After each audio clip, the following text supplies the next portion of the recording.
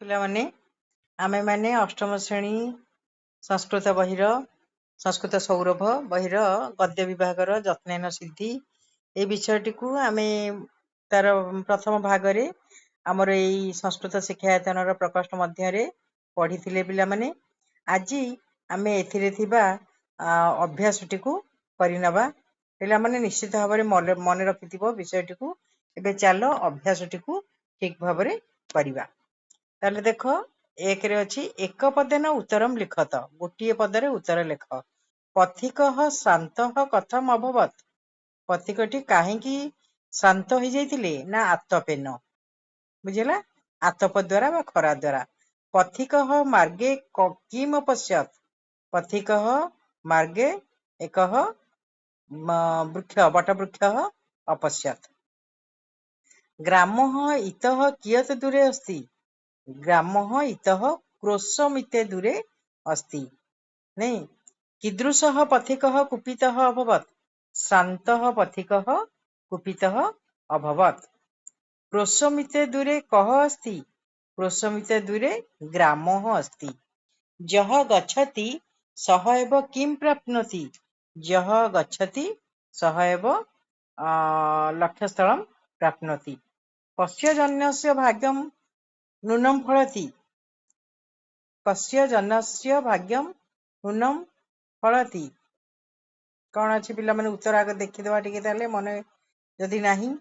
कस्य जनस्य भाग्यम यत्नशील जनस्य, है पिला मैंने ये लिखाई देख, यत्नशीलस्य भाग्यम नूनम फलति।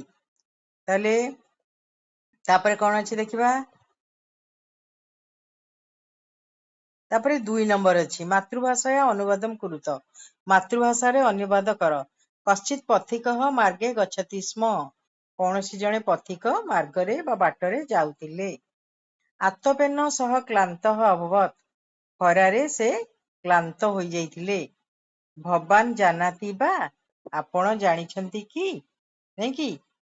पथिकः बहुबारम पृष्ठवान, पथिक जनक बहुबार बा बारंबार पचारिथिले। तदा सह वृद्धः वदति, सेतबळे सेई वृद्ध जनक कहिले। एबे 3 नंबर देख, शून्य स्थान पूरण कर। डैश पथिकः श्रान्तः पथिकः, नहीं, डैश ग्रामः गन्तव्यः ग्रामः, शीर्णः वृद्धः, विशालम वृक्षम, श्रान्तः पथिकः, नहीं कि। हेगला पिला माने गोटे विशेष्य पद गोटे विशेषण पद देछि। यत्नशीलस्य कोन हबो, जन, यत्नशीलस्य जनस्य हेगला। रेखांकित पदस्य संशोधनम कुरुत, एई पद गुड़िकर संशोधन करिबा। एकः विशालः, एठी जिवो एकम विशालम, वृक्षम अपश्यत्, हैला, वृक्षम जेहेतु विशेष्य तार विशेषण हबो विशालम। सेमति क्लान्तः पथिकः हबो, पथिकम अछि कोन जिवो पथिकः हबो। विस्मितम पथिकः, एठी हबो विस्मितः पथिकः, बुझिला, विस्मितः पथिकः। गन्तव्यः ग्रामः, ग्रामम अछि ग्राम हो जिवो। वृद्धः श्रान्तः, हैला पिला माने कोन हो जिवो वृद्धः श्रान्तः। एबे स्तंभ मेलनम कुरुत, स्तंभ को मिलेइबा आमे देछि जेमति विशालम वृक्षम, सेमति हबो शीर्णः वृद्धः, क्लान्तः पथिकः, नहीं, पथिकः कुपितः, गन्तव्यः ग्रामः। हेगला। तापरे आमे देखिबा 6 नंबर कोन अछि।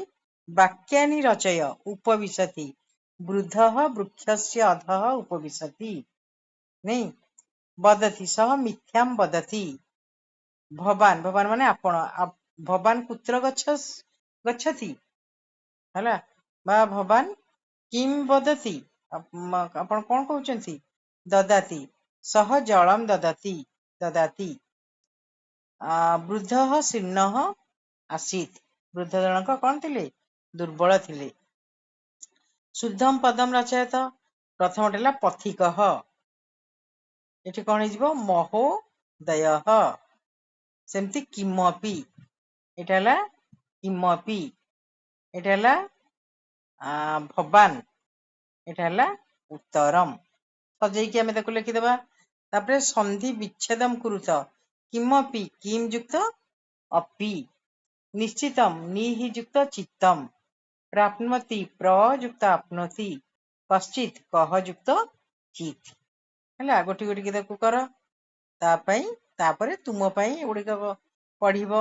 ମାର୍ଗଃ ଦୀର୍ଘଃ, ନାଇଁ, ଗୋଟେ ବିଶେଷ ଗୋଟେ ବିଶେଷଣ ପଦ ଅଛି, ତାକୁ ସବୁ ଆମେ କଣ ଜଏଣ୍ଟ କରିବା।